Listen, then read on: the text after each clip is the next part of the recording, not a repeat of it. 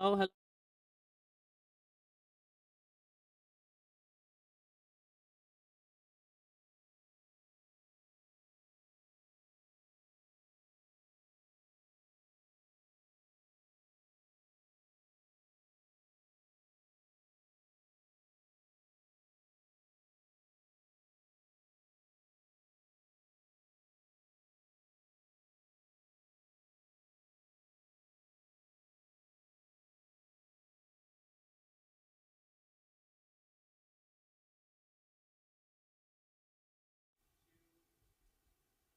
Thank you and good evening, everyone. Welcome to the Equity and Student Achievement Committee of the Whole here with the Rochester City School District. I am Commissioner Camille Simmons. This evening, we're going to jump right in. We have quite a few items on our, well, not on this agenda, but that are going to be taking place this evening. So we want to work through this agenda as efficiently as possible. I'm going to move forward at this time with the speakers list. Do we have any names committed to the speakers log at this time? No speakers for this particular evening for this agenda or for the Equity and Student Achievement Committee. At this time, I'd also take review and acceptance of the minutes from the September 12th ESA Committee of the Whole meeting. May I entertain a motion? So moved by President Elliott, seconded by Commissioner Malloy. All those in favor? Aye. All right, so we're going to move right in, and we have our state monitor who will come forward on the academic plan updates.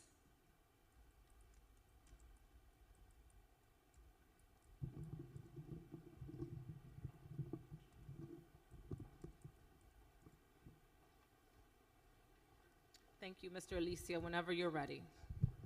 Okay. Good evening, President Elliott, commissioners, staff. Thank you for giving me the opportunity to share information with you about the academic and the financial plan. I know that there's a busy agenda, so I'm going to be very brief in the presentation this evening because some of the slides you have seen before through previous presentation from Dr. Jallo. So we're following the same format. So we are here to, or I'm here to share with you some new information about the plan. First, I want to commend the board, I want to commend the superintendent, and I want to commend the staff for the progress that you are making, moving the district forward. As you know, when I share the information with you for the retreat, we talk about 182 recommendations that were included in the plan. So for the 23-24 school year, they're not going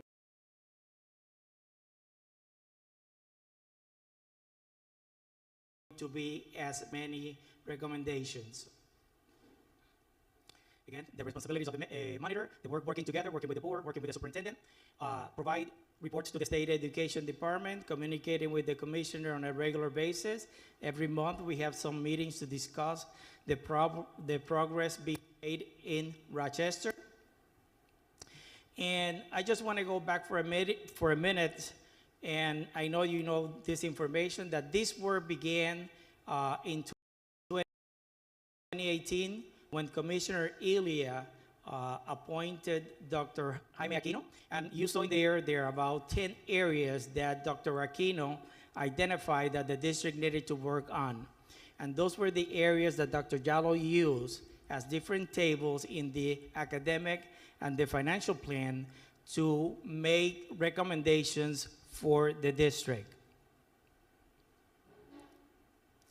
Again, the academic plan, and I shared this with you before, table 5, there were 19 recommendations. Table 7, there were 12 recommendations. Table 9, there were 50 recommendations. Table 11, there were 5. And table 13, there were 34. So 110 recommendations. So we're excited, and I'm sure you're going to be excited that there are not going to be as many for this school year. Well, sorry. In the financial plan, table 4 had 21 recommendations. Table 5 had 17. Table 6 had 6. Table 7, 7 recommendations.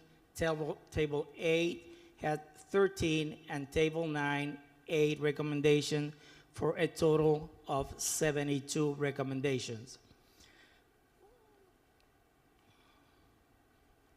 So in summary, as I said before, there were 182 recommendations during the last 3 years that were made by Dr. Jallo.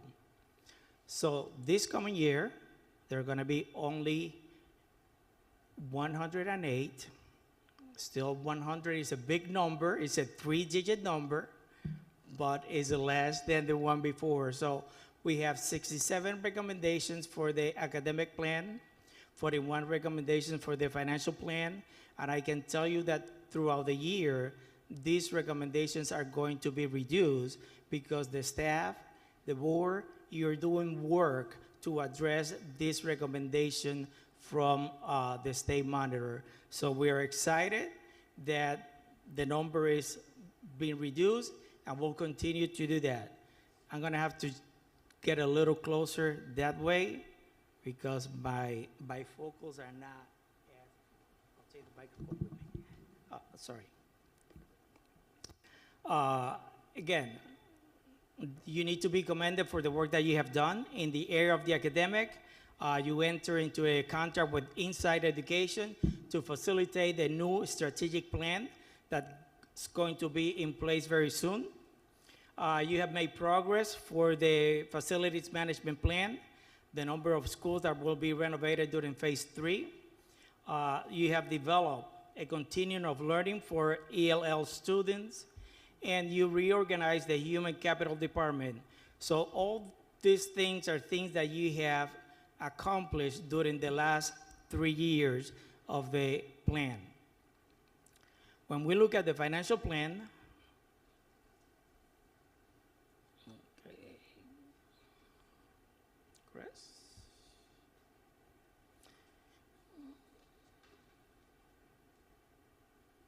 You put it in there, okay.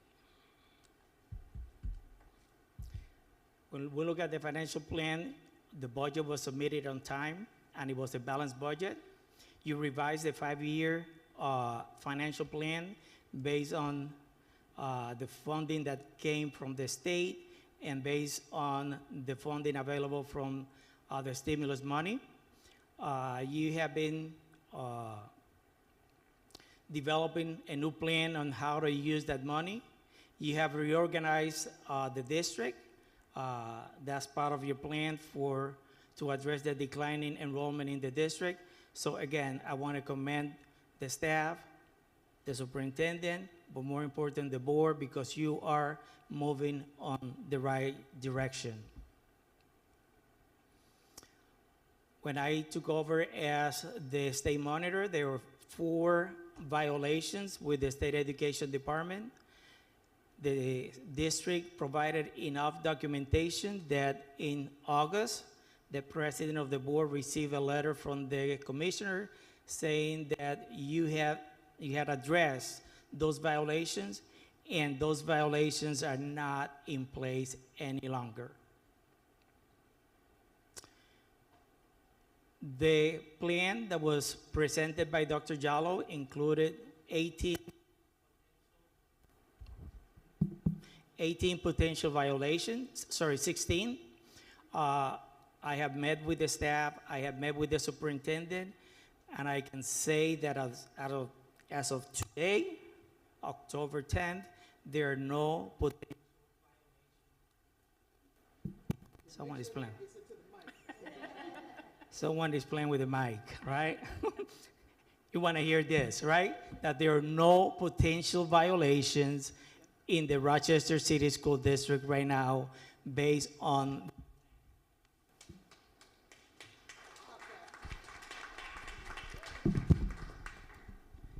it's not my height because I'm right face to face to the microphone, right? So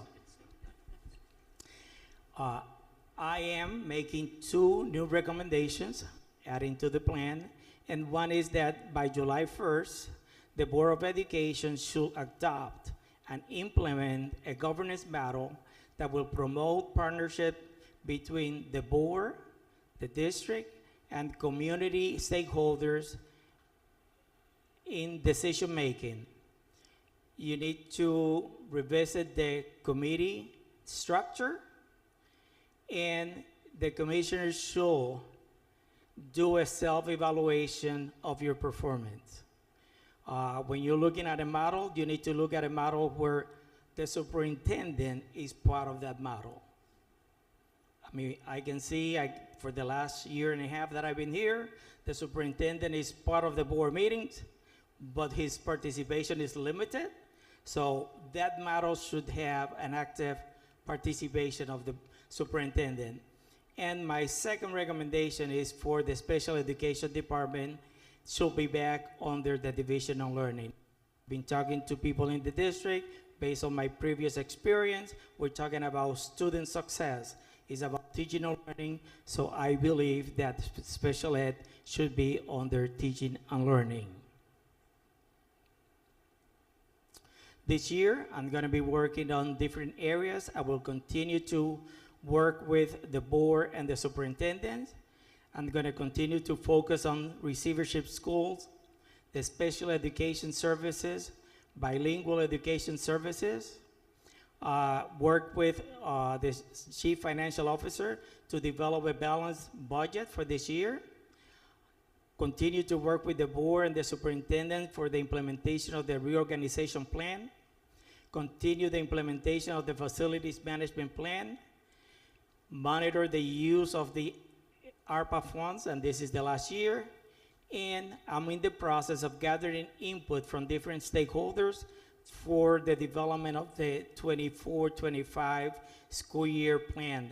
That should be the last plan. That's when you should say goodbye to the monitor and continue to move the district forward and continue to implement the great things that are happening in the Rochester City School District. Said that I was going to be brief. Questions?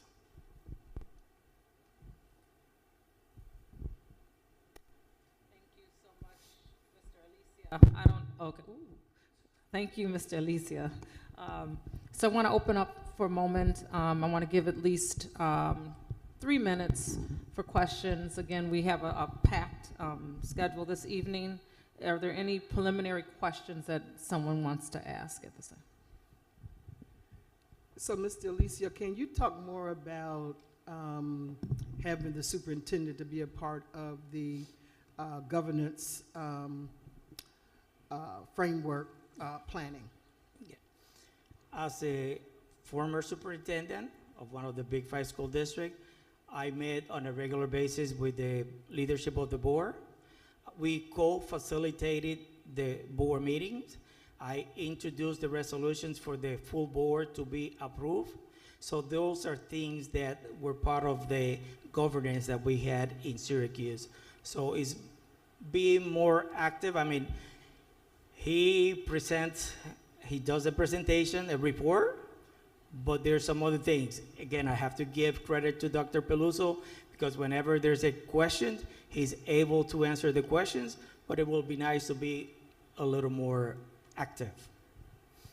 In what way I guess I don't understand how much more active that you are recommending that the superintendent be.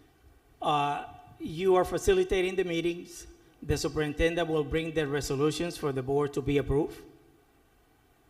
You know, again, I still remember how I presented. I said, as the superintendent, President Elliott, Commissioner, I would like to recommend the approval of resolution this, for the board to approve it. Okay. And it's part of a governance battle, but I will be more than glad to share other information with you. Awesome. Any other questions? I'm going to take one more question, and then, again, due to time, I'm going to ask that we commit our additional questions to the question log if we have them. Commissioner Patterson, it looks like you have one. It's not really a question, just a statement. First of all, thank you for your report. I'm very, very happy with some of the things that you've imposed here. One thing I'd like to bring attention to, which Dr. Jello did at that point in time, she had in there also a self-evaluation that was voted against and removed by this board. So I'm very, very, very, very happy that you've included this in there, that we perform a self-evaluation as a board as a sign of governance because we set the standards and role models for behavior in this district. So thank you very much for that. Thank you, Commissioner welcome. Patterson. And if the clerk can commit to the board log my question, which is just wanting to know how we're going to continue to monitor this. Will this mirror Dr. Jallo's approach to monitoring our progress as we work through the academic and financial plans? But this evening, we thank you so much, Mr. Alicia, for your report. And we're going to move forward at this time into our teaching and learning updates.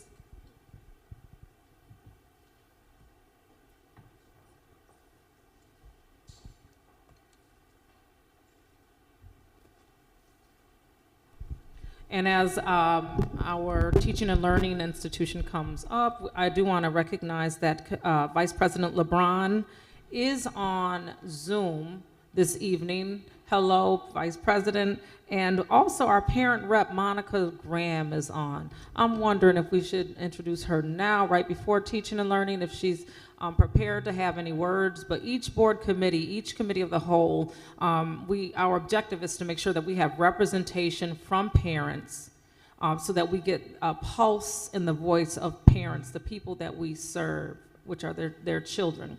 So Monica, do you have anything? Welcome this evening. I'm glad you could join us. Just wanted to give you a couple minutes or a couple seconds for a few words.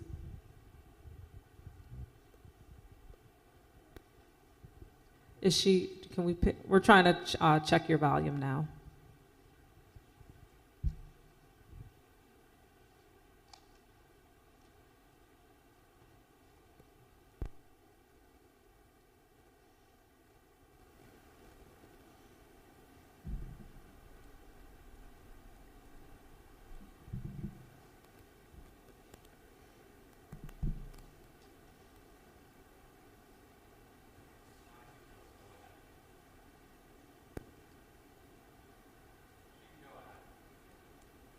Can you hear me now?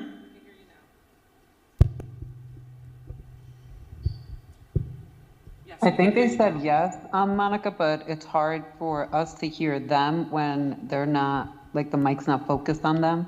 Yeah, the mic is on now. And Monica, please go ahead. Awesome, thank you. So good evening, everyone. My name's Monica Graham. I have one scholar at SOTA. He's a visual arts major, sophomore year. I am also a pillar of hope for school number 8. I am an active member of PLAC, BEC, CPAC, and I'm a parent leader for multiple CPOs. So it is an honor to be here. This is the first time I've been a part of a committee through RCSD, and I'm excited for the work that we're going to do together. I'm especially excited for this meeting because I've been talking to a lot of parents who have questions and concerns around the reconfiguration. So it is important that we be at the table, but also that we have an opportunity to be heard. So thank you all for tonight, and I look forward to the presentation. Thank you. So tonight we're going to have Teaching and Learning, who's going to present on the Equity and Student Achievement of the whole committee. They're going to talk about what's going on there. And this evening around 6:30, we will be having an open community-wide discussion around the school reconfiguration. Deputy Mario Strickland, take it away. Good evening, President Elliott, Vice President LeBron, Chairperson Simmons, Parent Rep Graham, Board Commissioners, Superintendent Peluso, RCSD staff, and community. As Commissioner Simmons said, I am Mario Strickland, the proud Deputy Superintendent of Teaching and Learning for the Rochester City School District. And we are here to present some updates around teaching and learning. Okay. So first, we want to be purposeful and always connected to the board goals that we have established, and we do know that there will be additional goals that do come through the strategic planning process, but the focus of this presentation is focused around increased academic achievement, in which we are looking to improve ELA and math proficiency for grades 3 through 8. Exciting news. This is not where we want to be, but we have to celebrate the gains and increases that we have had in our school district. For the 2022-23 school year, we have now 15.8% of our scholars are proficient in English language arts on the 3 through 8 English language arts exam. And 11.8, we almost doubled in proficiency for our mathematics exam in grades 3 through 8. A lot of this presentation actually started during our work at Harvard University. This summer, the members in this picture, we attended the Public Education Leadership Project, also known as PELP, in which we came up with a problem of practice, which was to target what's going on with relation to our state achievement scores, and we came up with this: a lack of district-wide implementation of common instructional expectations, and there's an inconsistency which has resulted in low academic achievement and pervasive opportunity gaps for our students. Meaning our students who are students with disabilities, our English language learners, our Black and brown boys, and girls for that matter, are not scoring as proficient as their white peers in the district. So this summer we had a great opportunity to plan up late, way past my bedtime, I know, and to really think about what it is that we were going to do to improve the outcomes for the students in our district. This is one of the outcomes of that time at Harvard University. This is our theory of action. And one of the things that we did was we thought about, if we define excellence in the instructional core, which we will revisit a slide a little later, and we enhance the instructional capacity, we implement high quality instruction, it's going to lead to increased student achievement and growth.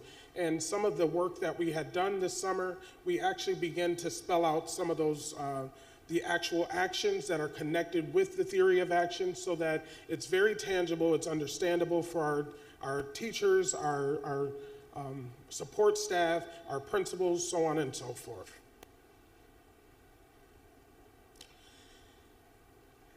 We have dedicated a lot of time and work into really thinking about were the guiding principles pushing the envelope enough. And we have been working with TNTP. They actually gathered a group of stakeholders throughout the district, and we began drafting a new instructional vision. And you see that word that Dr. Peluso always brings up. It's excellent. What does excellent instruction look and feel like in our schools? So we have 4 new bullets that we are presenting, and it is still in draft form. We continue to garner feedback from our stakeholders to understand what it is that's possibly missing, what could be omitted.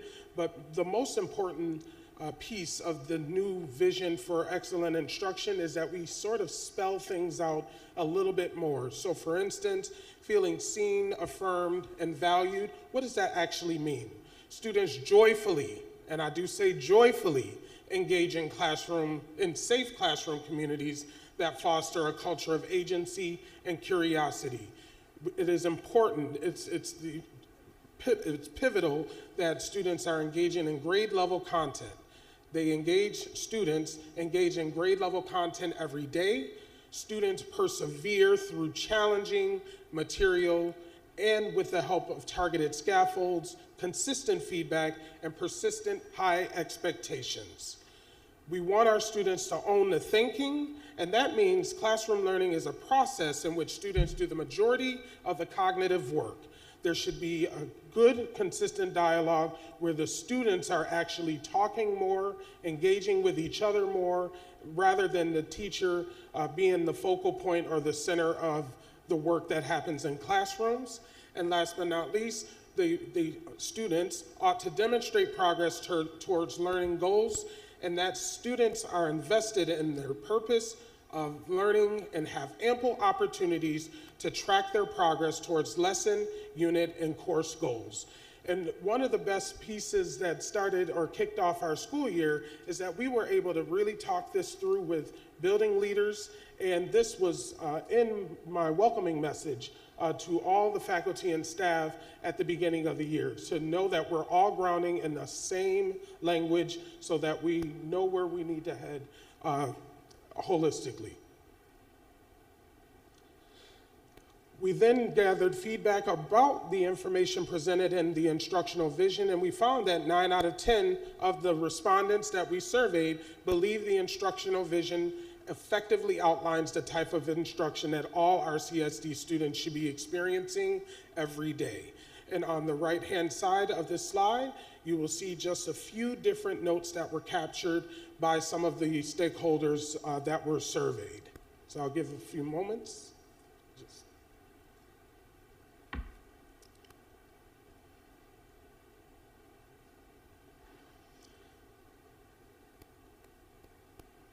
And we have another slide, just again, similar feedback.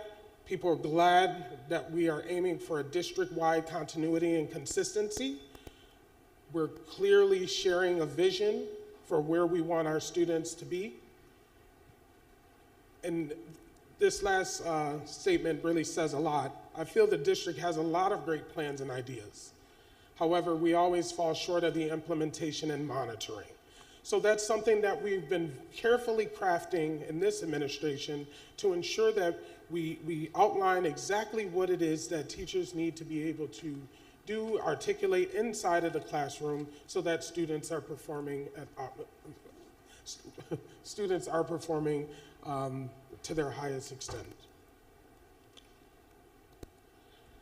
We've seen this slide before where we talk about the instructional core, and that's the relationship that must happen between the students, the content, and the educator. And through those interactions, we are having students facilitate and come up with what it is that they are supposed to be doing in the room, and that's the task that's at hand.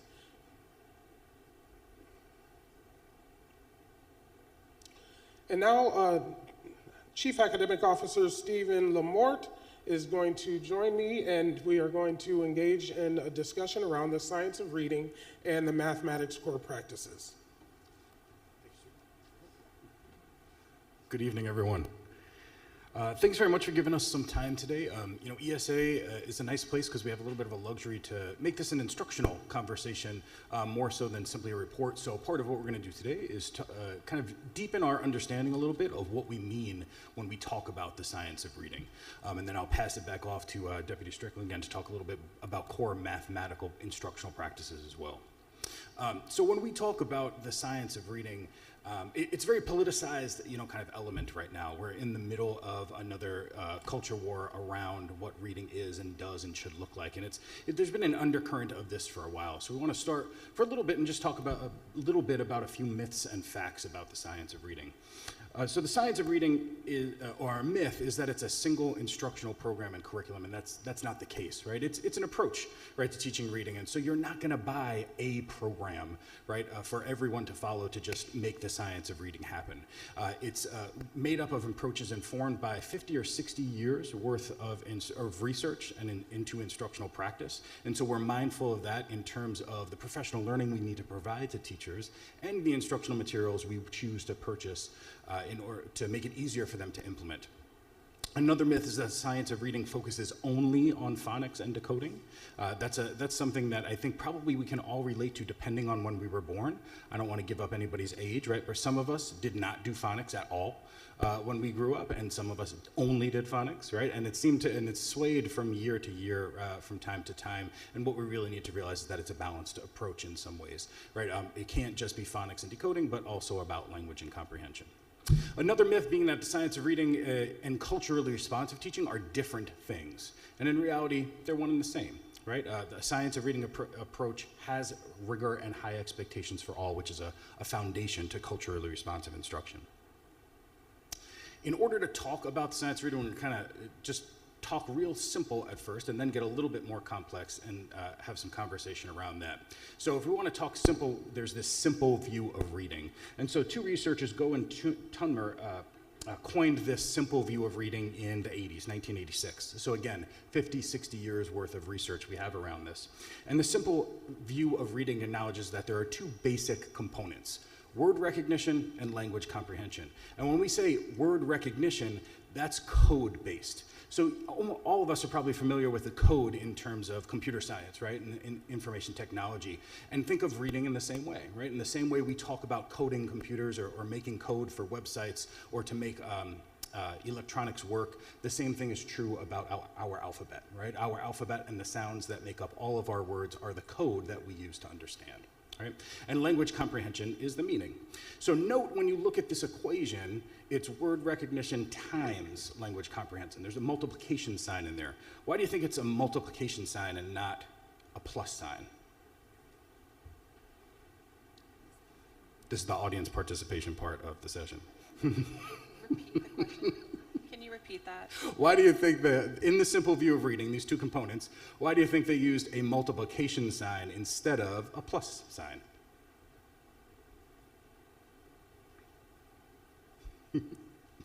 So, I'm sorry? I'm guessing, because I didn't learn the science of reading, but I'm thinking that if they understand the words, if they know the words, then I don't think I want this to be on me.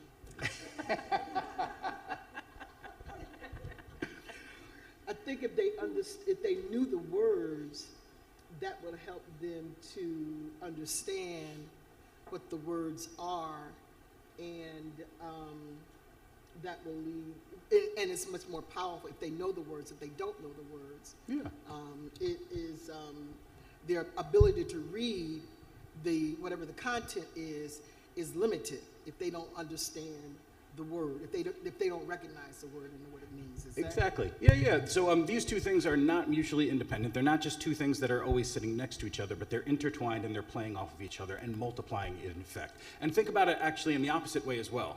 If you multiply any number by 0, what do you get?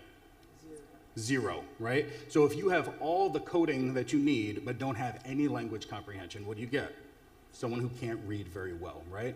So the idea that they play off of each other and that they will limit each other if you don't have one without the other. Right, because addition is singular while multiplication is codependent. Yep, Perfect, exactly. thank you. Right. And so this is the simple view, right? And so we have to complexify that a little bit more. And there's a metaphor that was coined in the early 2000s, 2001, I believe, by a researcher named Hollis Scarborough, and it's Scarborough's reading rope. So if we go back and look at that simple view of reading, think about that as two strands of this rope, right? The red and the blue. And I left, or actually, you guys can take your very own reading rope home with you today. I know I left it with Miss Leslie or Miss Andino to pass one out to you if you wish, right? And think about, again, how these things are intertwined. When we're talking about code-based, if you look at the bottom in the red rope there, right?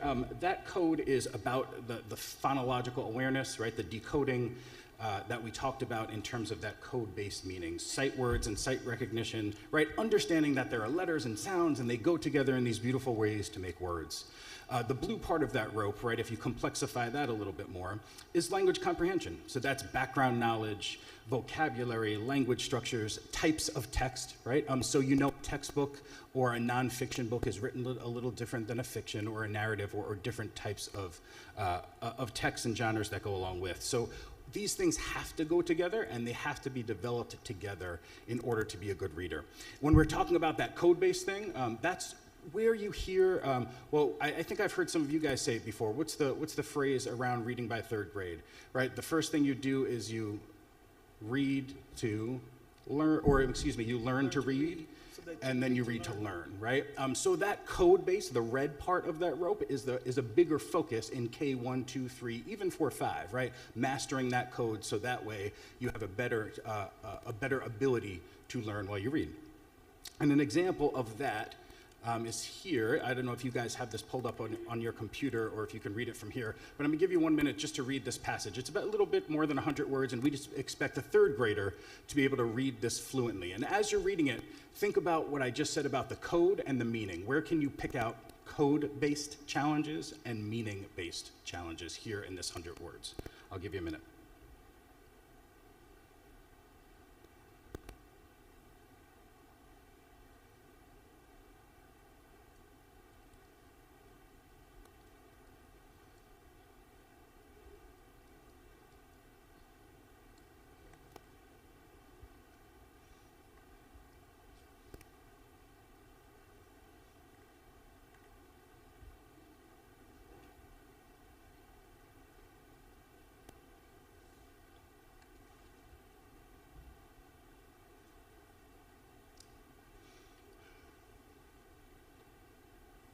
So there's obviously the cheat sheet to the side there that I've already kind of spelled out for you a little bit of the code, right? But code-based skills, as you can see, is the sounds of the letters, right? So shark, sh, r, k, right? That's a decoding skill. And actually, since we're talking about third grade here, that's more complex than single letters, right? So it's not just an S or an H sound, but SH digraph put together makes a particular sound, right?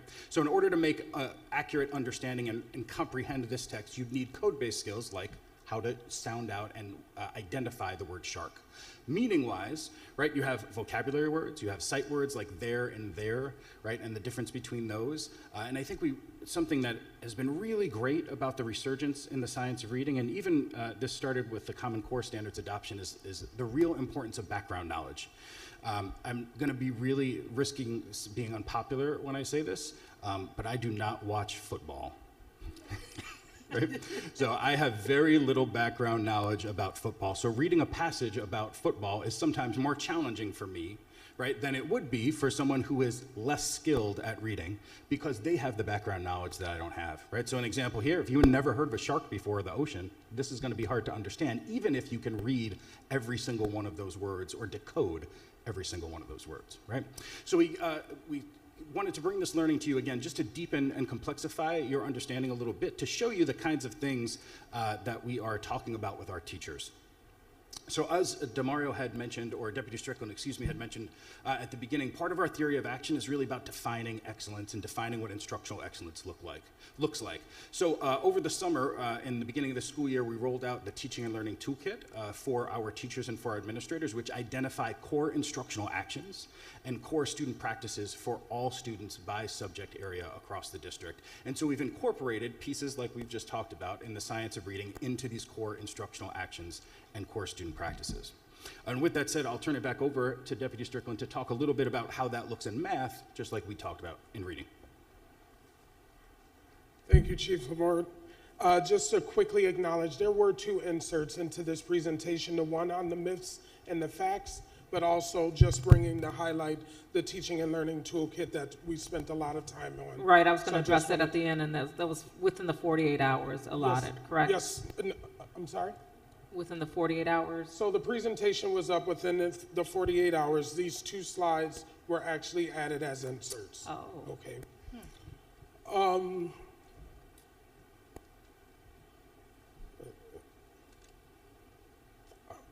So I'm going to talk to you a little bit about the mathematics and the RCSD, and it actually is a good segue for what was acknowledged by Chief Lamort in terms of students actually being able to truly understand problems that they are actually actively solving when they are working with math.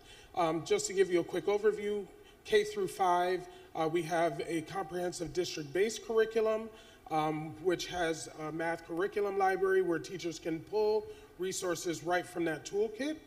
And we do have First in Math, which is a software program where students actually work on their fluency, which is how quick can you solve those arithmetic type problems.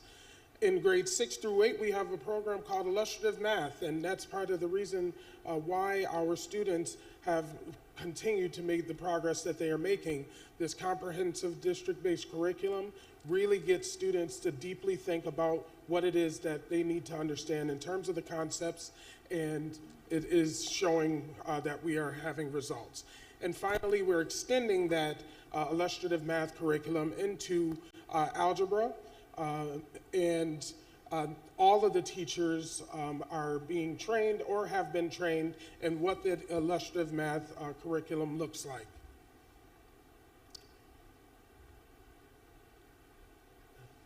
Chief Lamort also talked about core instructional actions. Make sure I didn't spin, the clicker is going a little slow. Core instructional actions, which these are the things that we want to see teachers doing as they are engaging with students in the classroom, which includes sense making and problem solving. What are they actually, do they actually understand the problem? Do they know that it's asking for apples and not oranges? How are they deeply taking in the content and they are staying within the parameters of what the answer would possibly be? We want to see the modeling with mathematics, which is the use of manipulatives working with hands. It helps students that are more kinesthetic, and we want to see that they are engaging or trying to solve problems in different ways with the use of physical materials. And last but not least is discourse. We want teachers and staff, teachers and staff, and student to student and student to staff to be engaging in mathematical talk so that they are actually working out problems and such, so that they truly have that information ingrained into their brain about what it is that they're trying to solve or figure out.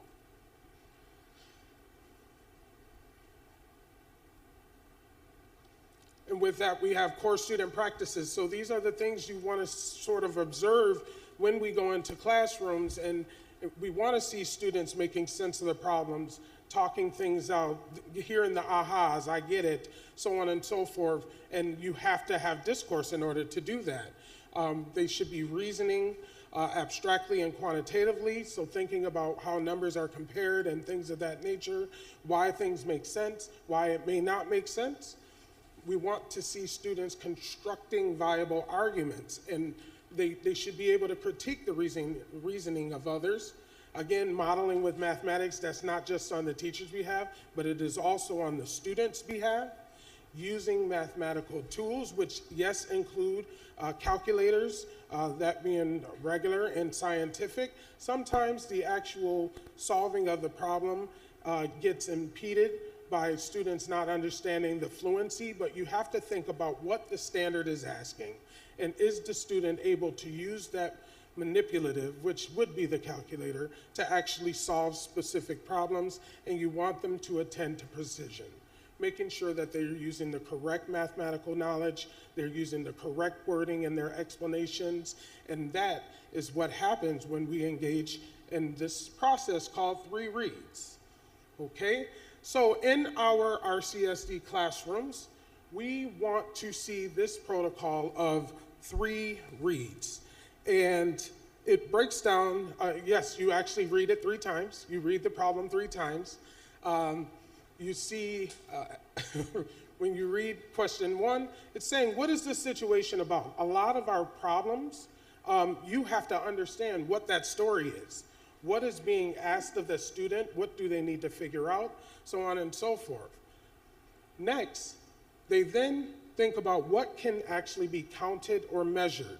So they're listing the quantities that they see, they're focusing on the things that are countable or measurable, and they actually record the quantities to use when solving the problems in the 3rd read.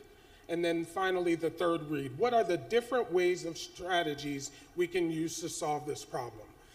Too often, we are embedded in our older way of thinking where this is the only way to solve a problem and that's that, when guess what?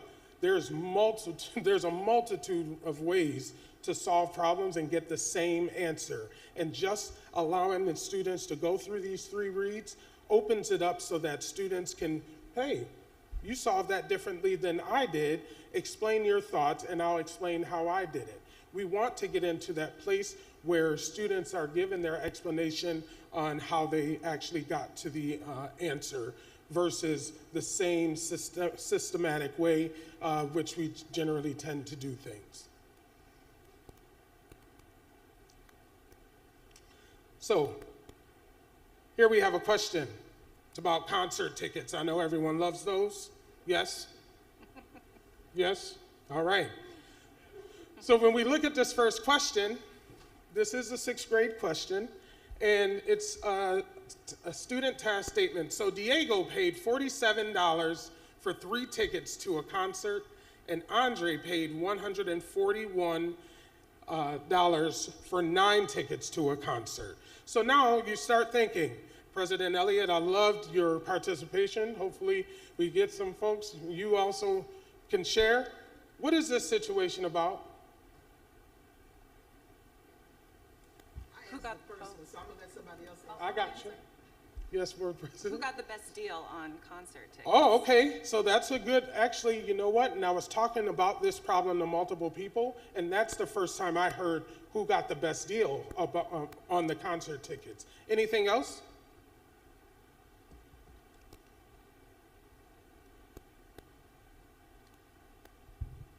It's not necessarily asking a question, Superintendent? Average cost per ticket, all right. So those are two different scenarios, two different thoughts on just these little statements right away. Notice I did not ask you a question as of yet. Next, we have our second read. What can be counted or measured in this situation? So we should be able to look at this problem now. Diego paid $47 for 3 tickets. Andre paid $141 for 9 tickets to a concert. What can be counted? What can be measured? What do we know? Anyone?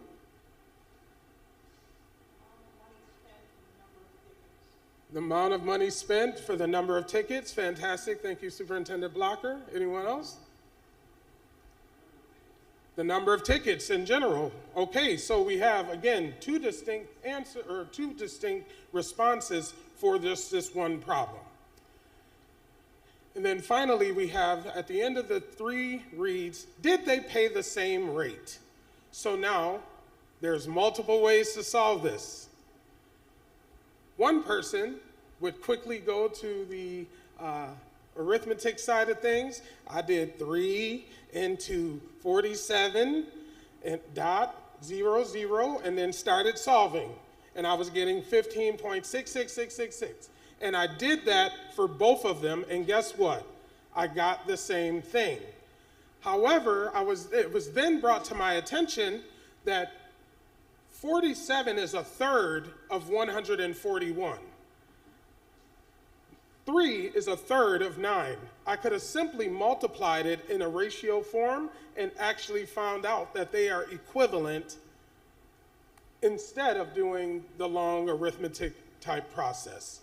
So these are the deep understandings that we are trying to get from our students through this 3 reads process, which actually brings concepts to life so that students truly understand what it is that they are reading, what they are trying to solve, so that they are able to get the problem right, but not only that, internalize their answer and think about their processes. And then finally, one of the things that we appreciate our commissioners doing is really, what are we doing to consistently improve? We are focusing on essential content. We do need to improve Tier 1 curriculum usage so that our students do have that true access to grade level. We are purchasing and going to provide professional development for K-2 foundation skills, focusing on phonics, phonemic awareness, decoding. Purchasing of Tier 3 intervention materials to address all learners. So currently, we really had a hyper focus on Tier 1 instruction, but every student can't access that the same way. So there's going to be other curriculum resources that are provided in training to our intervention teachers so that they are able to deliver instruction to our students who may not, or who need a little extra love to learn to read faster. We have intervention prevention teachers at schools, and they are assigned schedules where they're working specifically with groups of students and providing tiered services. We have a new instructional coaches model, which we are bringing coaches together on a monthly basis and actually going through the cycles of coaching within our school communities. We're partnering with parent engagement because that's extremely important to ensure that they know the resources that are available to them and they know how to help students at home. That's the overall goal, is that we want to foster what needs to happen at home, or how this is how we can accelerate the learning faster. We have continued data-wise cycles for continuous improvement. Our iReady, which is our diagnostic tool, that measures where students are in terms of proficiency. We're doing consultancies with our leaders, so they're engaging in where students or where the gaps are falling within their building so that they can be intentional in working with a selective group of students. And then finally, we continue the letters training, language essentials for teachers of reading and spelling, which is all on the basis of the science of reading. And we're rolling that out to administrators also this school year. So with that being said, I will open it up for questions. Okay. So I do want to acknowledge again that this evening we have community-wide conversations scheduled to start in about 7 minutes or so. And so, and then a special meeting on top of that. So we're probably going to commit these to the question log, but this was a robust conversation. So I'm going to open it for one question from each person. I'm going to put my questions on the mic, and I'm not going to look for a response. I'm going to ask that they be captured into the question log, and then I can read what the responses are on that. At this point, I'm going to start from my right, left end, my other left, right? Commissioner Adams, did you have anything at this point in time? So what stood out for me was the tool that you use for the meaning-based skill, interest and motivation. I think that plays an important role in a student's desire to learn. What you had up there piqued my interest in my motivation, because I never knew that a shark was big as a school bus. I never knew they were that big. So that part alone made me really get into reading the rest. And so it's important that we do use tools that spark the interest of students. Absolutely. Before I move on, Commissioner Malloy, I forgot that we also have Vice President LeBron on Zoom, so I do want to digress. And she's okay. So Commissioner Malloy. Thank you. I really love this presentation. Thank you so much for all of this information and the involvement of the board. Put us on the spot just a little bit. I felt some panic with the math skills coming my way. I was really relieved to see the increase to 15.8% on ELA. That's a significant increase, but also for math to 11.8 from 6.7%. We have a ways to go, obviously, and as I look at those numbers, this is more for our superintendent more than anyone else. As we become a more student outcome focused based board, student outcomes are measures of what students can do or what they know. I loved how this presentation got into that. But as we prepare to make goals or future goals and long-term goals for the next few years, ideally these need to be SMART goals. And I think at the beginning of the presentation, it talked a little bit about the Board of Education goal. And we need to come up with a SMART goal, which is, we need something more specific, right? What is a reasonable increase that we should have year after year? What are our long-term goals for reading and for math? And that's just something I want us to think about. This is great information to digest, but we need to come up as a board with SMART goals to move the district and that needle forward. Thank you. Thank you, Commissioner Malloy. I'm going to start at the other end and move back inward. Commissioner Patterson.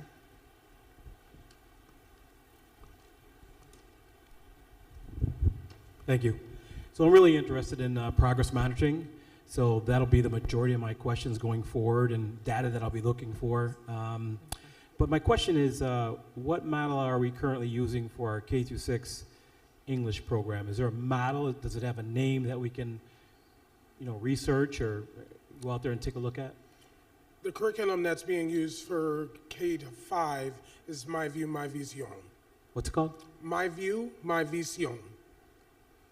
My Vision, that's our Spanish program. Thank you. You're welcome. Okay, Commissioner Powell, and then I'll commit something to the board log.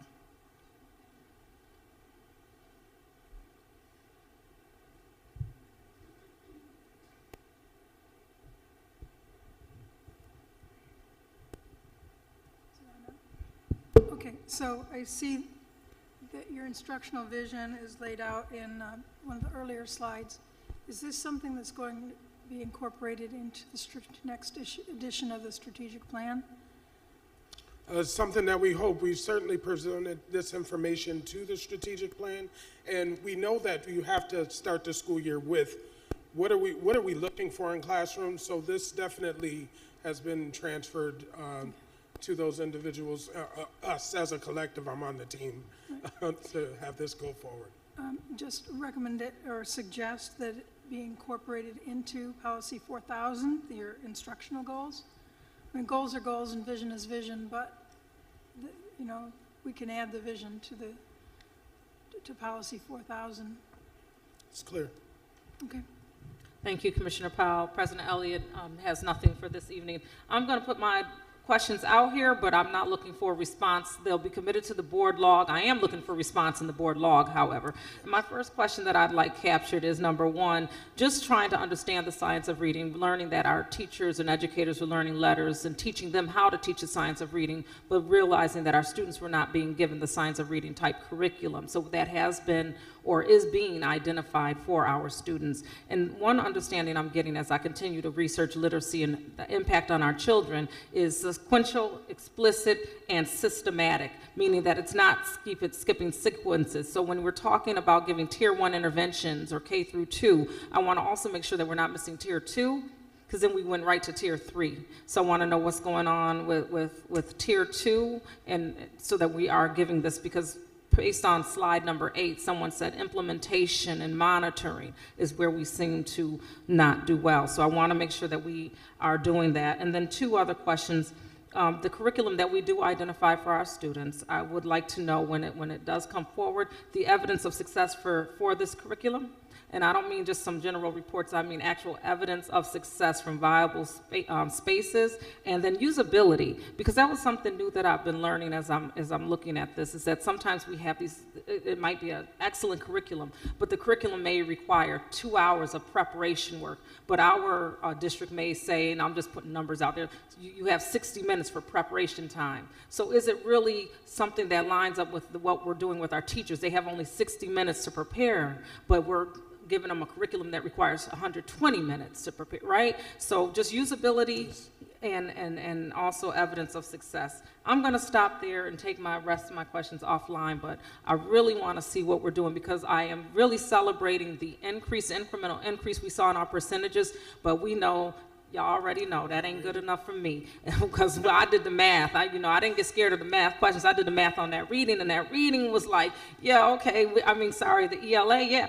We got, a percentage increase, but when I did that math, it says 7,000 students. So I ain't celebrating. I'm not celebrating. Okay? Thank you so much. Thank you. Thank you.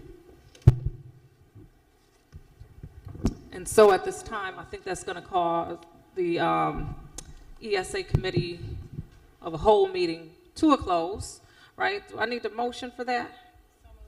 Commissioner Malloy, Commissioner Adams, all in favor? Aye. This meeting has come to a close. Thank you. So we'll go directly into the special meeting, and I apologize. We are working towards to start the special meeting on time before we start the community meeting. So let me call to order the special meeting to convene for consideration of resolutions. Is there a second? Second. All those in favor? Aye. Aye. There are no speakers on the list. I'm going to ask Rahima to explain the motion to amend the 23-24 board meeting calendar. Rahima, can you explain that? Yes. Good evening, President Elliott, Commissioner Superintendent Peluso. Last week, you all voted to amend the board calendar in a special meeting to address committee start times. During a policy meeting, you were introduced to the new policy calendar that will span over the 2023 to 2027 years. As a part of that calendar, it moves policy to a bi-monthly committee, and so that would be a change to the calendar, which would take place beginning January. So policy will convene on an even bi-monthly meeting. So we wanted to go ahead and update the board calendar, which is why it's coming back to you again, to remove the March and the May 2024 policy meetings. Additionally, because you all received a calendar invite today that the November 2nd retreat was canceled, that was also added as a removal. So you'll see that on the track change version of the calendar. All right, any questions about that? Hearing none, all those in favor? Aye. Any opposed? And so we're going to move through the resolutions pretty quickly because we do have a community forum. And so I'm going to bundle them up if that's all right with everybody.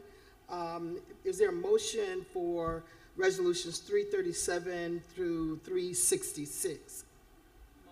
Moved by Commissioner Simmons. Is there a second?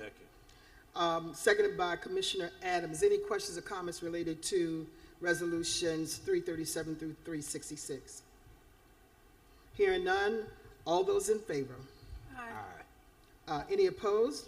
Aye to all except for Resolution 339. I need to recuse myself due to it impacting under, or per Board Policy 2160, this impacts a family member, so I'm recusing myself from 339, but it's a yay for the others.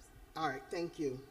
All right, motion to close, to adjourn this meeting? So moved. Moved by Commissioner Malloy and seconded by Commissioner Simmons. All those in favor? Aye. Aye, thank you.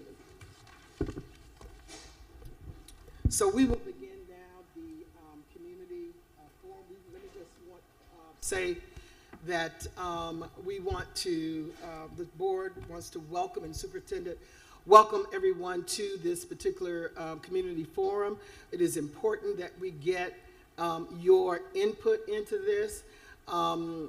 Please know that this is something that we have to consider in terms of how we move this district forward in the future.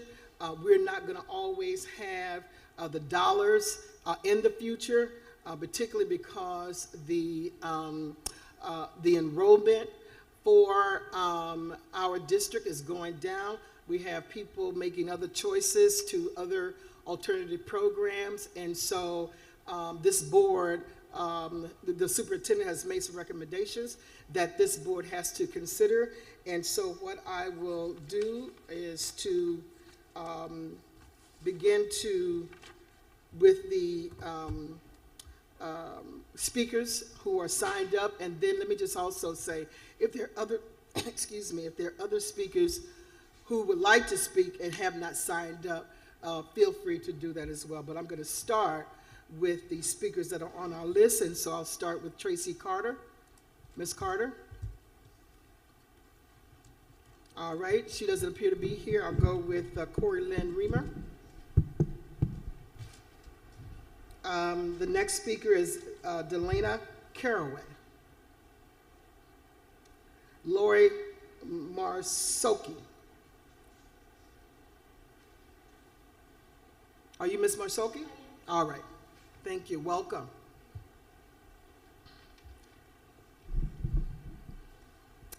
My name is Lori Marsaki. I am a teacher at school number 2. School 2 is represented here tonight to express our heartfelt concerns and to request your support in preventing this community school from closing. We understand that the district is currently grappling with significant challenges and difficult decisions must be made. However, we implore you to carefully consider the implications of closing our school and dispersing over 300 students to other schools. Our school and its educators are mentors, nurturers, and influencers and play a pivotal role in shaping the futures of our children and have done so for generations before. We urge the school board to explore alternative avenues for addressing this issue. Our suggestion is rather than close school number 2, that we merge with school number 25 in the newly renovated building. 190 Reynolds Street can accommodate more than 700 students. This collaboration would benefit students, families, and the community. With careful and thorough planning, we can ensure success. Combining the 2 schools in this upgraded facility provides students a more modern environment conducive to learning. This can also lead to collaboration among teachers to share best practices, improve professional development opportunities, and a dynamic educational experience for students. This merger could also result in a more diverse student body, which can enrich the educational experience. The merger of the 2 schools will foster a sense of unity and shared identity among students, parents, and staff. This can lead to a stronger community and increased engagement. Thank you for your time, consideration, and commitment to the well-being of our students, families, and the community. Thank you, Ms. Marsoki. The next speaker is Cynthia Bagley.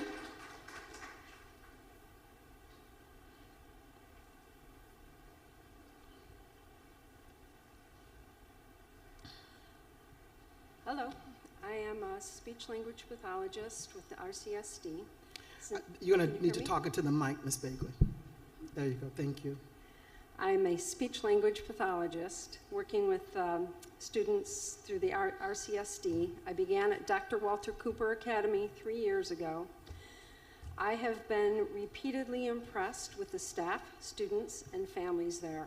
I am proud to be part of a team that provides caring support for students in need, as well as celebrating students' academic successes. I am excited every morning because of the feeling of community in our building. I have noticed parents' smiling faces when they attend events such as our weekly Cooper Circle. Our team also works in conjunction with the Boys and Girls Club to provide after-school care to assist our families. Our students are offered academic tutoring there. They may be taught life skills such as how to cook a meal. And there are multiple clubs, basketball, Legos, there's a science club with a STEM lab, very community focused. Our testing scores have shown clear progress through the concerted efforts of our staff, students, and their families. Our students do not deserve to have their community dismantled. The continuity of Dr. Walter Cooper Academy is exemplified through our students' family connections. Some of them have parents and even grandparents who attended at that school. I understand the rationale behind the proposed reconfiguration. I applaud the school board for taking steps to right-size our district to better fit the future needs of our community.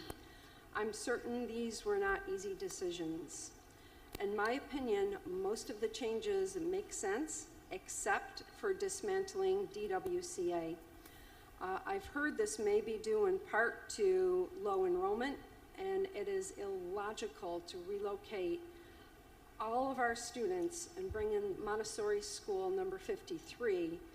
I believe they have a much smaller student body. One report I heard was that it was less than half the number of our students that are enrolled in our school, but I don't know. The students at number 53 must be moved due to the condition of their building. They are already going to undergo change. I understand from Dr. Pelosi's statement when he spoke during a visit at our school that merging schools has not worked well in the past. However, would it be possible to discuss variations of that option? Is it possible to avoid displacing our 321 students? Since we have learned of the proposed changes in the district, my colleagues and I have worked to provide comfort to our families, and we have assured them that we will stand together and speak on behalf of our future at DWCA. Imagine what an incredible life lesson it would be for our students, that if you stand up for what you believe in, you can make a difference. Thank you. We have no other speakers on the list. I'm not sure if this is just people who wanted to sign in or is interested in speaking. So if you're interested in speaking, why don't you come up to the podium?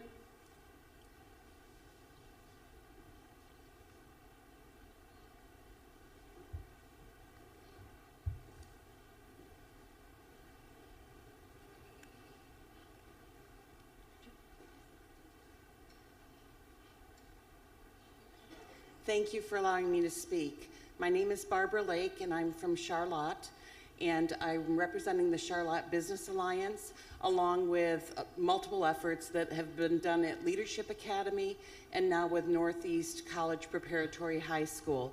It was with a heavy heart that I learned that the proposal was to close NECPEPs in Charlotte. I've been deeply involved with both the Leadership Academy for Young Men as well as the students with NECPEPs, along with the students' goals and initiatives. NECPEPs was a welcome addition to our community as a co-ed high school.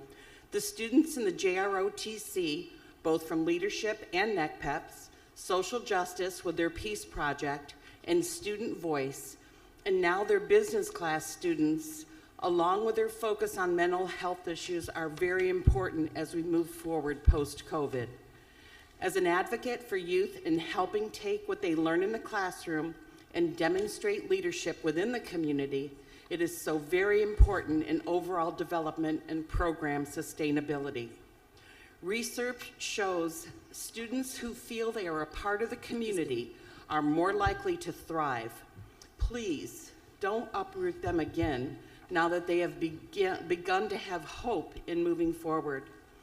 Additionally, as the chair of the Youth Commission with the Charlotte Business Alliance, the youth have been beneficial and a positive addition to our events, our community building, and social justice. My business, Purposeful Concepts, along with other businesses and supporters, benefit when the work is collaboratively done together. What we have learned by working together is the benefits of a collective mindset, which is evidenced in the 2023 Charlotte Community Directory and our Reimagine project, which I've shared with you. What we did is we found supporters who would help pay for additional copies of the directory to tell the story of Northeast College Preparatory High School, social justice, and the Peace Project, and how the students arrived at mental health as their main priority of where they wanted to start. Then networking with businesses, I helped them find access to capital and find monies to support the programs that the students prioritized were important to them. The directory is a project of a women-based enterprise, and the featured story in the center is about the student initiatives. When you get to know the students and what they want to do, telling their story work towards making us stronger together. As you will see in the directory, those supporters demonstrate this collective mindset. Through time, talent, venue space, access to capital, and thoughtful engagement, our students found a sense of belonging in community and support. They help other Charlotte associations with events such as Kite Flight, the Ontario Beach Park Program Committee Winter Festival and Harbor Festival, along with manning stations and assignments where students can have real hands-on practice in leadership, which leads to not only effective succession planning, but new business entrepreneurs. I propose adding the middle school back into the Northeast concept. You had that before when it was Leadership Academy and I was involved at that point. Then to further support the community and social justice, what we'd like to do is just point out some of the students that are here tonight. One of them, Jeremiah, who I've worked with for 4 years, met him through Leadership Academy. He stayed when Northeast came. And then there's other students from JROTC that has helped at some of our summer events. These students are real people. They're involved, they're engaged, and they love the work that they do, and they constantly amaze the community with their professionalism and their skill set that they're developing. So I just ask you to please reconsider how you could reimagine Northeast and include the middle school back on that campus. Because when you look at the pictures inside this directory of what the kids have done in the exterior and the work that the JROTC program has done in building benches and tables and an outdoor space for mental health, I think it's important not to abandon that. Thank you very much. Thank you very much. Our next speaker.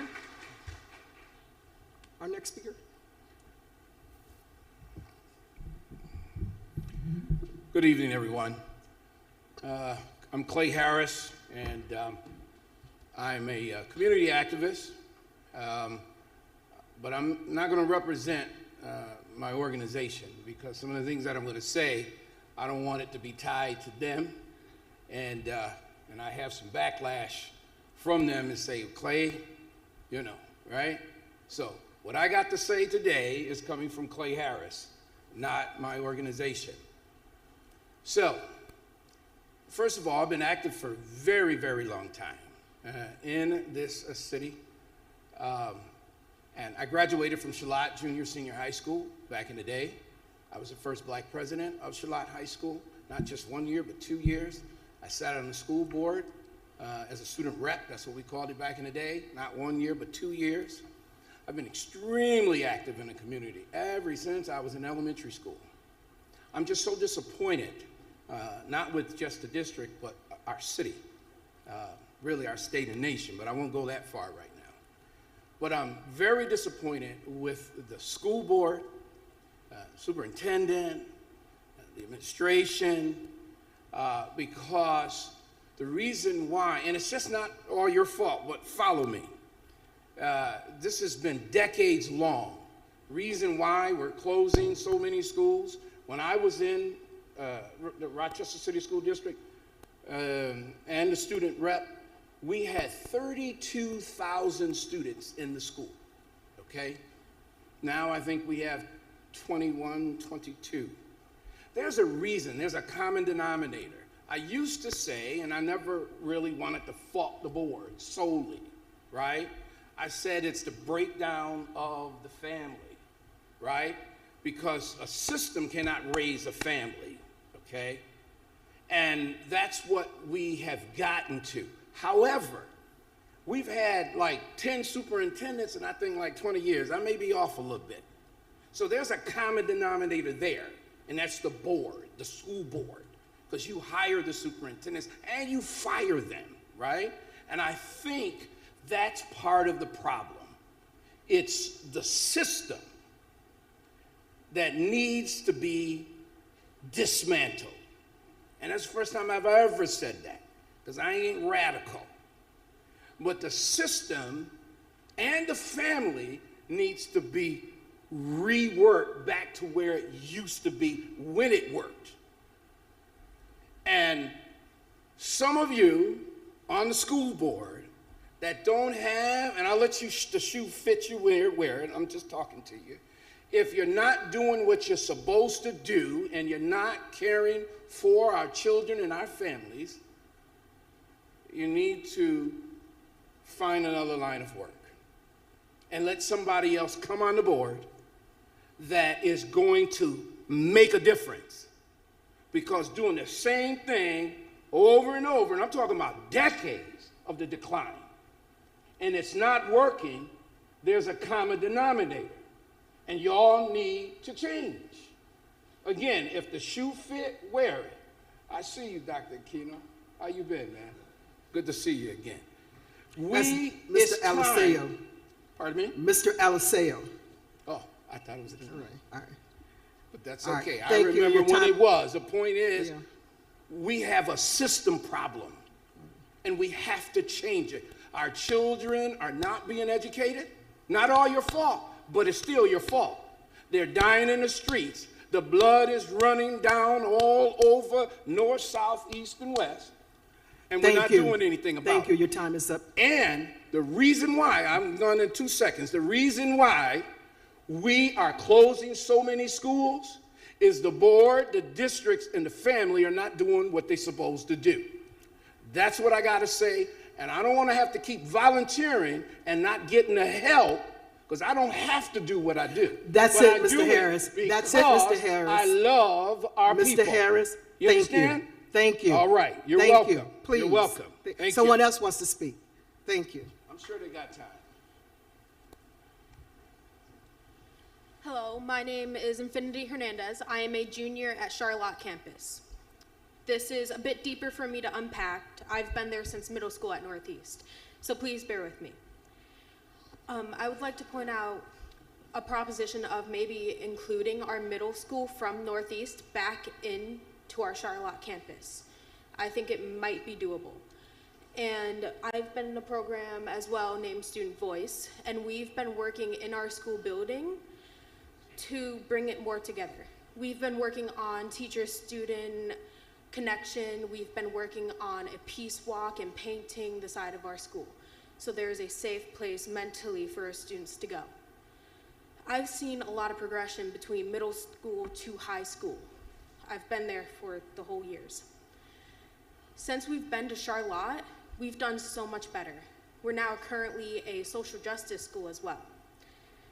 I feel as though there might be a compromise we could all make in order for us to keep not only our building and our family, but as well for you to get what you need.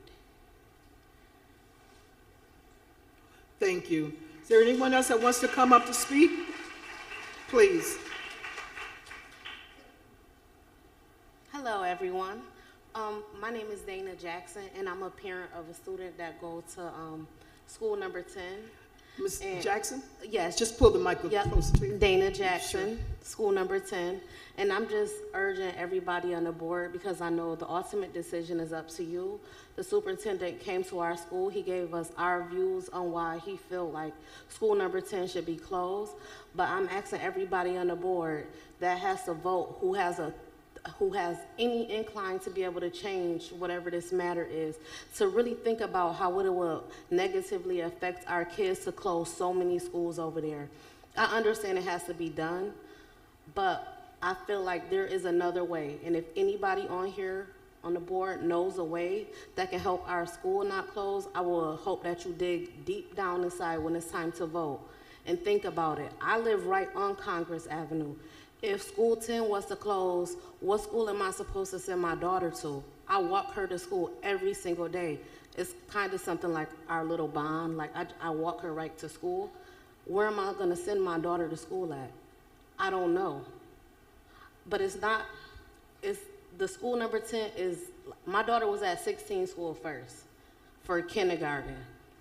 The family at 10 school is way different than 16. 16 was okay, it was nice, it was a brand new school, I understand that. But at 10 school, I can come there whenever I want to. If my daughter's having an issue, I can walk from my house 1 block down the street to go attend to my daughter. School 16 wasn't the same way. The principal, Dr. Thomas, she'll call me. If my daughter having a rough day, she calls, she say, Dana, can you please come see your daughter? She's having a rough time.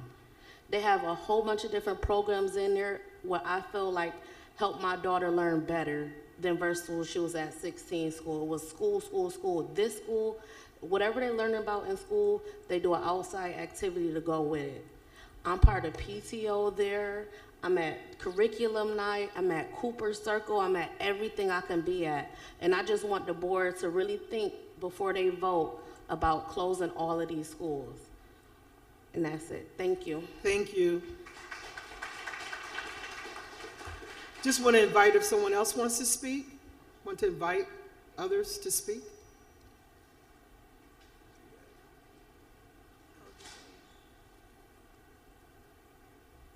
Hi, my name is Lori West, and I've been a teacher at school number 2 for 38 years in special ed. I'm basically up here. We've already spoken about the opportunity for us to, like, I understand the need for the district to close schools. And I'm up here to address the idea that school number 2 could merge with school number 25. I know that there's been talk that schools don't do well when they merge together. However, school number 2 has never had the opportunity to prove that theory. We are a community school. Our children in our community deserve to be able to stay at our beautiful school. And proposing the merger, we feel that all of the children will benefit from that. School number 2 historically has proven that we provide and can build a community, a family-type learning environment where staff and students benefit from the culture of the building. In the past, we've had the Claire Barton Initiative where we welcomed in 17 new teachers to teach, co-teach with the existing teachers in the building, and we were successful at that. We've shared our space with school number 10 successfully at John Marshall High School when we moved out. We've proven time and again that we stand up to the plate, that we build a community, that we're a family. Teachers come and they stay at school number 2. They come back and they sub at school number 2. I'd like you to give us the opportunity to prove that we can do it. Thank you. Thanks.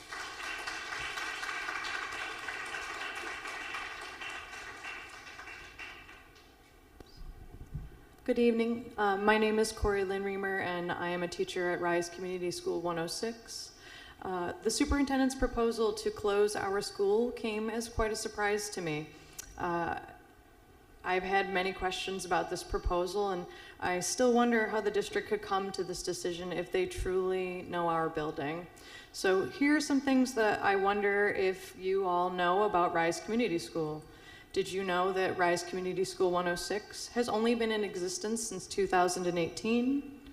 Did you know that the mascot for Rise is a phoenix, and that a phoenix obtains new life by rising from the ashes of its predecessor? In our case, the former Codex School number 41. Did you know that Rise Community School houses 9 classrooms for students with the autism spectrum disorder? And did you know that our entire staff is trained to work with and support students with autism? Did you know that all students and staff and community and family members of the Rise Community School are sorted into houses, sort of Harry Potter style? Did you know that our 4 houses are Kwamanika, which stands for responsibility, Hashima, which stands for integrity, Ubuntu, which stands for service, and Beneficus, which stands for empathy? Have you experienced one of our house days where our Rise School family gets together to play cooperative games, to get to know students and staff from across the building regardless of their grade level, and regardless of what they teach or what their job is within the school community? Did you know that our Rise School building has sensory paths across the entire school building so that students in grades pre-K through 6 can be taught how to utilize these paths to increase their focus, work out excess energy, and develop their gross motor skills? Did you know that when Rise opened in 2018, it actually had 4 administrators assigned to the building? And did you know that in its second year that it had 3 administrators? And did you know that since our 3rd year, Rise has only had 2 administrators? Did you also know that during the mid-year cuts in December of 2019, the Rise Community School 106 lost 13 dedicated, educated, and caring teachers? Did you know that Rise utilizes a pod learning mentality, and that while all students have a classroom teacher, all students are shared between the teachers in their grade level to best support student learning? Did you also know that Rise Community School is a Leader in Me school, and that all of our students learn the 7 habits? Did you know that Rise has a growing population of students for whom English is a new language? And did you realize that if you close our school at the end of the school year, that our students who began kindergarten with us will not get to finish their 6th grade year with the students that they began their schooling with, and that they also won't get to finish 6th grade with the teachers and staff members who have been with them since kindergarten?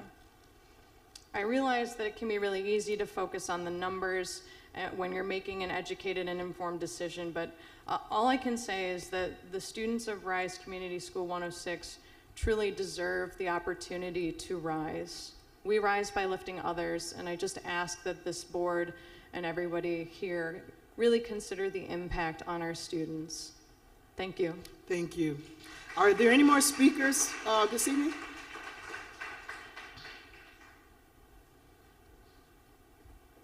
Hello. Excuse me, I have a little bit of a cold right now.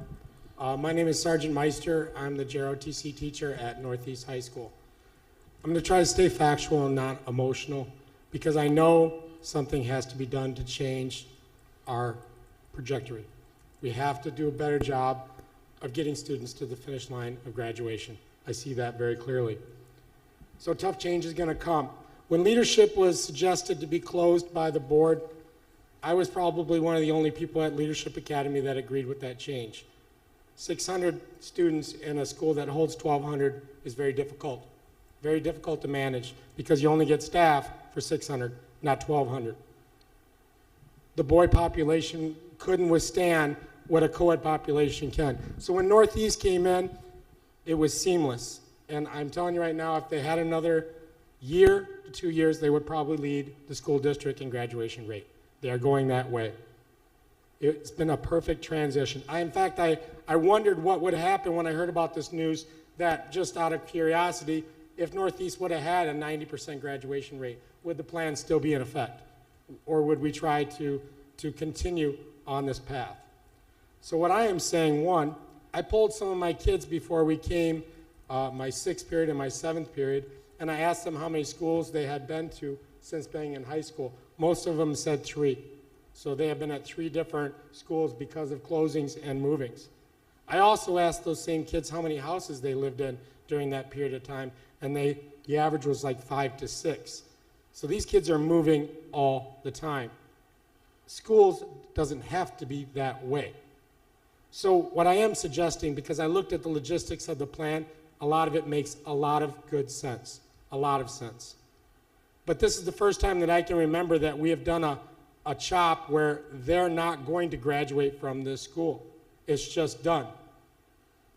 Middle school is coming in, high school is moving out. So just to give you a big picture, Northeast was asked to leave their school to come to Leadership Academy to help out with the population.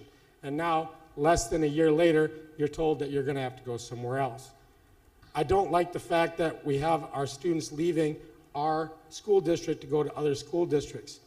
I don't believe the 1,000 that are going to be relocated are going to feel much differently and probably find other schools to go to outside the school district. Once again, not helping our statistical problem that we're trying to keep more students in.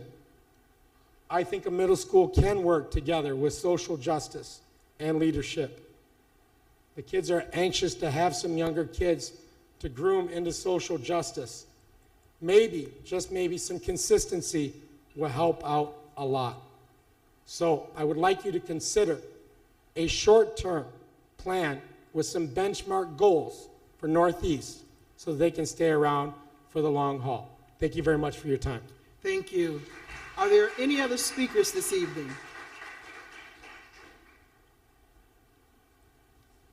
Good evening. Thank you for this opportunity to speak. My name is Delana Caraway. I am a teacher at Rise Community School. And I just wanted to take a moment to read something from one of our staff members who wasn't able to be here tonight. They're actually a member for Center for Youth, and we as a staff all together are advocating for our school to stay open. It reads, to who it may concern, I work for the Center for Youth. I'm writing because I have been here for 2 years. I'm working at this building. I love working at this building. I have built relationships with staff, but majority are the children. We serve a lot of children in this building, and we are great at our work. The teachers feel supported, and the students feel heard. I know that despite what may be going on at this moment, I think we need to think about the relationships between teacher and student, student to student, and ASD students specifically. The environment that has been built here is remarkable. We have great administrators that care about their staff and their students. Although the classrooms are smaller, which actually is a great thing and needed, the point is that teachers are teaching and students are learning. As a mother of a special needs child, I know that stability and routine is important. When you take away these two pieces, it makes the job harder. The kids look forward to coming back and seeing everyone again. Closing a school means that you overcrowd other schools and make the job of teaching more difficult because teachers can't get around to everyone how they would like to do. Also, a lot of classrooms at most schools don't have a support person in the room. With smaller classes, teachers aren't overwhelmed and students tend not to have as many behaviors. With this school closing, you take away a lot of the work that the Center for Youth does and has done before I even came. On a personal note, I don't like having to move to another school every year because a school is closing. I think it's unfair to staff, but mainly to the students. If you would actually talk to the students and give them a voice, because it really is them that we work for, you'd find out that the majority of them do not want to leave. None of us would be employed unless children were here. I'm asking you to reconsider because I call Rise Community School home, and so many others do too. Just remember, it's not about numbers, it's about teaching and learning. We have far too many schools closed, and it is a disservice to students, parents, and staff. If you only have one student, the job is still being accomplished. Let's not crowd the schools. Let's be more welcoming and attentive to the needs of all students. Home is where the heart is, and for many, this is home. Thank you. Thank you. Are there any more speakers? Are there any more speakers? Let me just end by, if there are no more speakers, just thanking everybody for coming out. This is tough. This is a difficult decision that this board has to consider on October 19th. We don't take any pleasure in this, but we do know that the enrollment is going down. Live birth rates are down. We have to look at what this district is going to look like in the future, and we have to do it on our watch. And so while we are entertaining input from the community, and we appreciate you all being out, this is tough. And what I also appreciate is that almost everyone that came up talked about that we've got a difficult decision. So you already know that it is a difficult decision. It's emotional.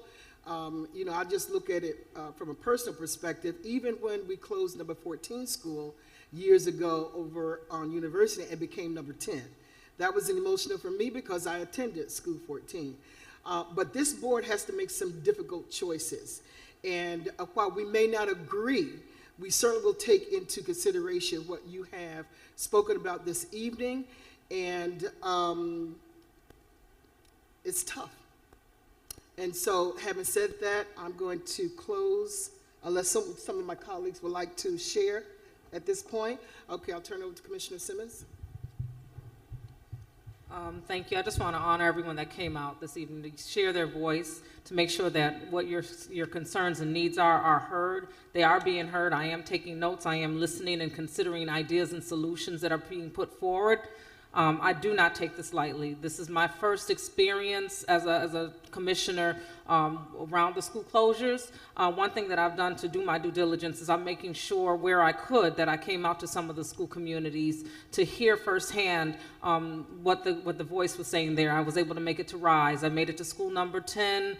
I think it was Wilson Foundation. I did not make it to all, but I am trying to get out. I took notes this evening, and again, I want you to know that we are listening to not only our students, but our educators and parents on what your concerns are. And I'll turn it back over. Anyone else? All right, if there's nothing else, this community forum is closed. Thank you for coming out. Thank you.